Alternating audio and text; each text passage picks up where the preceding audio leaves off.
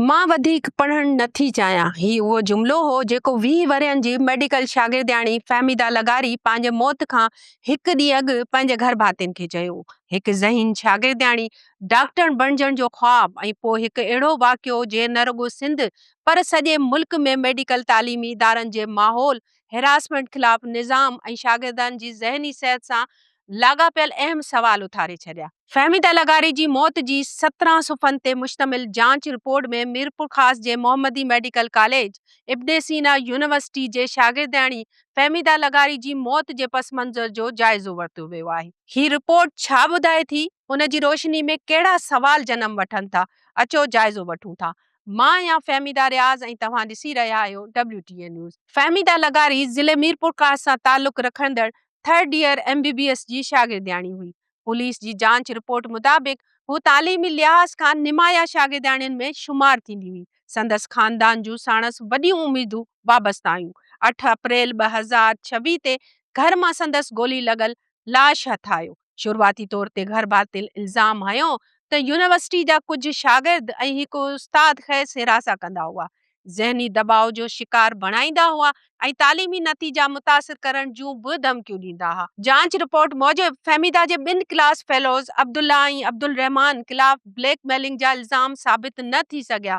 Police जो मौक़िफ़ आहे त दस्तयाब डिजिटल रिकॉर्ड मां उन्हनि जे विच में दोस्ती ऐं वेझी तालीमी लाॻापियनि जो पतो पवे थो। ते हूंदे बि मुजरमाना ब्लैकमेलिंग जा सबूत नाहिनि मिलिया। जांच दौरान अहिड़ा इंकशाफ साम्हूं आया जिन यूनिवर्सिटी जे इंतिज़ामी ऐं तालीमी निज़ाम ते सवाल उथारे छॾिया आहिनि। जीअं हिकु primary school teacher medical college में प्रोफेसर तौरु कमु करे रहियो हो। जांच रिपोर्ट में दावा कई वई आहे त फार्माकोलॉजी जे उस्ताद आबिद लगारी जी तालीम ऐं पेशावराना हैसियत बाबति संगीन तज़ाद साम्हूं आया। हू तालीम खाते में बतौर प्राइमरी स्कूल टीचर मुलाज़िम हो, जॾहिं त मेडिकल कॉलेज में तदरीसी ज़िम्मेवारियूं बि सर अंजाम ॾेई रहियो हो।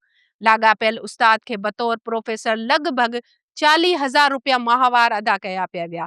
रिपोर्ट में उनखे अहिड़ो नुक़्तो करार ॾिनो वियो आहे जंहिं मां संदसि मुक़ररी ऐं अहलियत बाबति वधीक सवाल पैदा थिया आहिनि। पुलिस मूजिबि फ़हमीदा लगारी जी मौत जी मंज़र आम ते अचण खां पोइ लाॻापियल शख़्स पंहिंजे कुझु ऑनलाइन अकाउंट्स ऐं डिजिटल रिकॉर्ड खे डिलीट कयो। जांच दौरान ही अजीब हक़ीक़त बि साम्हूं आई त फ़हमीदा शदीद ज़हनी दबाव ऐं अकेलाई जो शिकार हुई। हुन पंहिंजे दोस्तनि आॾो उहे फर्ज़ी कहाणियूं ठाहियूं त संदसि हिकु ज़ालिम माटेली मां आहे ऐं संदसि हिकु जाड़ो भाउ जेको फ़ौत थी चुको आहे। पुलिस जी तस्दीक जे मुताबिक़ उहे कहाणियूं सच न हुयूं। संदसि वालदा हयात हुई ऐं संदसि को बि भाउ न हो। जांच दौरान कुझु दोस्तनि ॿुधायो त हू पंहिंजी ज़ाती ज़िंदगी बाबति अहिड़ियूं ॻाल्हियूं बयान कंदी हुई जिन जी बाद में तस्दीक न थी सघी। जांच रिपोर्ट मुताबिक़ यूनिवर्सिटी इंतिज़ामिया दावा कई त एंटी हिरासमेंट कमेटी खे कॾहिं बि का शिकायत मौसूल न थी। रिपोर्ट मुताबिक़ जॾहिं जांच टीम यूनिवर्सिटी कमेटी जो रिकॉर्ड घुरायो त इंतिज़ामिया दावा कई त कमेटी जो क़याम खां वठी हींअर ताईं उन्हनि खे हिकु बि शिकायत मौसूल न थी आहे। हज़ारे शागिर्दनि जी मौजूदगी में पुलिस हिन दावा खे नामुमकिन करार ॾिनो ऐं उहो नतीजो डिलीट कयो त ही कमेटी सिर्फ़ कागज़ी कार्रवाई लाइ हुई ऐं शिकायतनि खे दॿायो वेंदो हो। रिपोर्ट में निजी मेडिकल कॉलेज जी ॻरी फीसुनि जो बि ज़िक्र कयो वियो आहे। प्राइवेट मेडिकल कॉलेज जूं फीसूं 1 खां 1.5 करोड़ रुपयनि ताईं हूंदियूं आहिनि। फ़हमीदा जो वालिद हिकु पेस्टिसाइड कंपनी जो मुलाज़िम हो ऐं हुन एतिरी ॻरी रक़म संदसि तालीम ते लॻाई हुई। फ़हमीदा ते इम्तिहान में फेल थियण जो शदीद ख़ौफ़ सवार हो ऐं आबिद लगारी जहिड़ा ठग उन ई मजबूरी ऐं ख़ौफ़ जो फ़ाइदो वठी शागिर्दियाणियुनि खे पैसनि लाइ ब्लैकमेल कंदा हुआ।